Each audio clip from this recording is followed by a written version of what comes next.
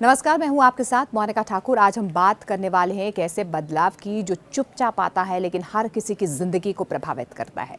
जी हां, हर साल की तरह इस बार भी 1 अप्रैल से कई बड़े नियम बदलने जा रहे हैं और इसका सीधा असर आपकी जेब, आपकी सैलरी, आपके खर्च और यहां तक कि आपके फाइनेंशियल भविष्य पर भी पड़ सकती है।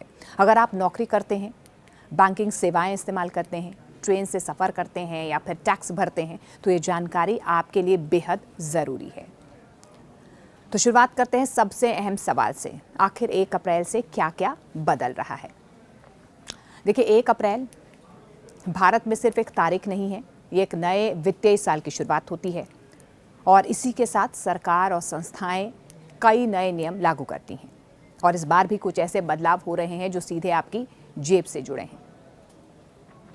अब सबसे पहला बड़ा बदलाव, सैलरी और टैक्स से जुड़ा असर।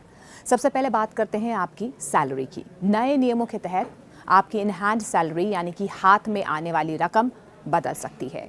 अब ये बदलाव 2 तरह से हो सकता है, या तो टैक्स के नियमों में बदलाव से या फिर आपकी सैलरी स्ट्रक्चर में बदलाव से।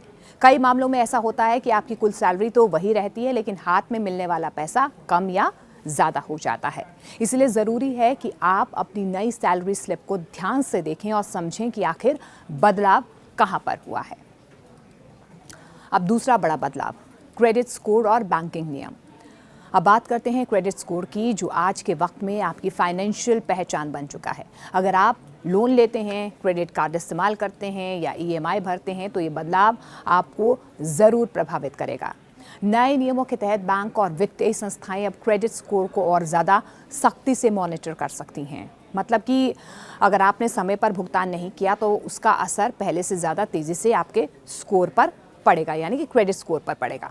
और अगर आपका स्कोर खराब हुआ तो भविष्य में लोन लेना बेहद मुश्किल हो सकता है या फिर आपको ज़्यादा ब्याज दर पर लोन मिल सकता है। अब तीसरा बड़ा बदलाव क्या, रेल टिकट और यात्रा से जुड़े नियम। अगर आप अक्सर ट्रेन से सफ़र करते हैं तो ये बदलाव आपके लिए बेहद ज़रूरी है।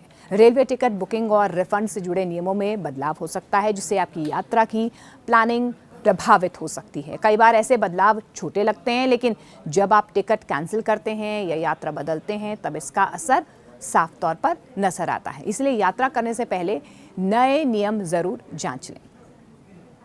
चौथा बड़ा बदलाव, पैन कार्ड और टैक्स से जुड़े नियम। पैन कार्ड आज हर फाइनेंशियल काम की बुनियाद बन चुका है। नए नियमों के तहत पैन से जुड़े कुछ बदलाव किए जा सकते हैं, जैसे कि इसे आधार से लिंक करना या कुछ लेन देन के लिए इसे ज़रूरी बनाना, अनिवार्य बनाना। अगर आप अपने पैन कार्ड से जुड़ी जो ज़रूरी फॉर्मेलिटीज़ हैं उन्हें पूरा नहीं कर पाते हैं या आपने अभी तक किया नहीं है तो आपको परेशानी हो सकती है, जैसे कि बैंकिंग सेवाएं रुकना या ट्रांजैक्शन में आपको दिक्कत आ सकती है। अगला बदलाव यानी कि 5वां बड़ा बदलाव वो है बैंक चार्ज और सेवाएं। अब बात करते हैं उन चार्जेस की जो अक्सर हमें छोटे लगते हैं लेकिन धीरे धीरे बड़ा असर डालते हैं, जैसे कि एटीएम से पैसे निकालने का चार्ज, बैंकिंग सर्विस फीस या न्यूनतम बैलेंस से जुड़े नियम। इनमें बदलाव होने पर आपके महीने के खर्च में फ़र्क आ सकता है। इसलिए ज़रूरी है कि आप अपने बैंक के नए नियमों को समझें और उसी हिसाब से अपने खर्च को आप प्लान करें। तो आखिर में आम आदमी अब क्या करे, सबसे बड़ा सवाल यही है। इन सब बदलावों के बीच आम आदमी को क्या करना चाहिए? सबसे पहला काम तो ये है कि घबराने की ज़रूरत नहीं है, लेकिन समझना बहुत ज़रूरी है। आपको चाहिए कि अपनी सैलरी स्लिप आप देखें, अपने बैंक स्टेटमेंट को समझें और अपने क्रेडिट स्कोर पर भी आपको नियमित तौर पर नज़र बना कर रखनी है। छोटे छोटे बदलाव ही आगे चलकर बड़ा असर डाल सकते हैं। आपके खर्च में भी इसका असर नज़र आ सकता है। अब आगे क्या हो सकता है, फ्यूचर पर्सपेक्टिव क्या हो सकता है? आने वाले वक्त में ये बदलाव और तेज़ हो सकते हैं। सरकार और वित्तीय संस्थाएं अब डिजिटल सिस्टम की ओर तेज़ी से बढ़ भी रही हैं।